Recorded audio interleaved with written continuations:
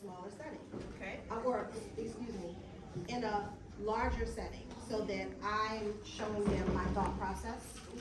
I am modeling for them what I expect them to do. Okay. I'm working with them as a group, Okay. and then I'm releasing them when I feel that they are able to do the assignment on their own, which then allows me to move through the room to address the students who still have the puzzled look on their face. Okay, that was a lot. So I'm gonna have to go back here, because I got a scalpel in my brain. Yes. Was your answer true or false? I said it's true that it takes the pressure off of me to follow a model. So what I'm hearing you say, Ms. Butler, is that the purpose of this model is to shift what the teacher normally would do and make the student accountable or responsible for their learning through engagement. Thank you, yes. Okay, that's what I'm hearing. Thank you. Okay, anybody else want to share before we move on? I know time is up. We do, gradual release responsibility models are the same. True or false? False, okay, so by the end of this, we should have a definite answer. Notice how you're hesitant. That's how your kids are at the beginning of the lesson. They're hesitant, they're apprehensive, because they really are unsure, which tells me as a teacher, I really should have had that unsure marked. Because I put them in a box, 50-50.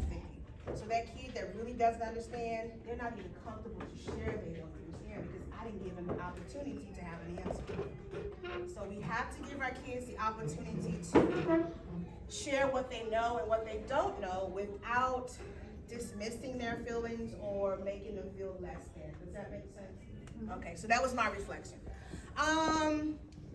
Any drawbacks for these two models? There are no drawbacks, true or false? This is the best model on earth. Is this number 3? 5, I skipped down. Oh, 5. Oh. True, Murph, that was a hard false, why? Well, because there's drawbacks to everything. Very good. Why do you guys think I came over here to Mr. Murphy? Because we And wanted him to elaborate. Why? Because of his response that he gave, or maybe his facial expression told you something. So I'm observing. As teachers, we have to observe our students, their moods, when I saw that, I was like, dang, he's really mad. So let me find out his reasoning for that much, what I think is aggressive. Passion. Passion. I love that. Passion. I have the English teachers in the house today. Right, because I Yes. was just looking at it like it takes the pressure off. I don't understand what pressure off means. Thank you. Stop When right it's up- there. Stop right Well, there. every single one of them has something where I'm gonna have Right. to question, what does So, it say? what does that say? And we had this discussion this morning on one. What I heard Mr. Murphy say, whether Ray, you wrote these questions, it could be either or. So what does that tell me as an instructor sometimes with interpretation, if a student is thinking like he's thinking? What do I need to do as the teacher?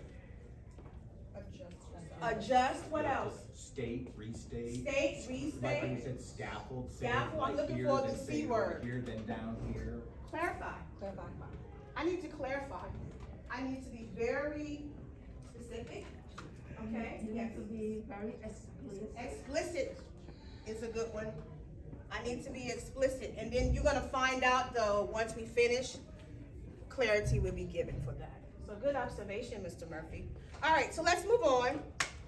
So, the purpose of what you're doing today, it is called the gradual release responsibility. And it's just like it said, Ms. Butler summed it up nicely.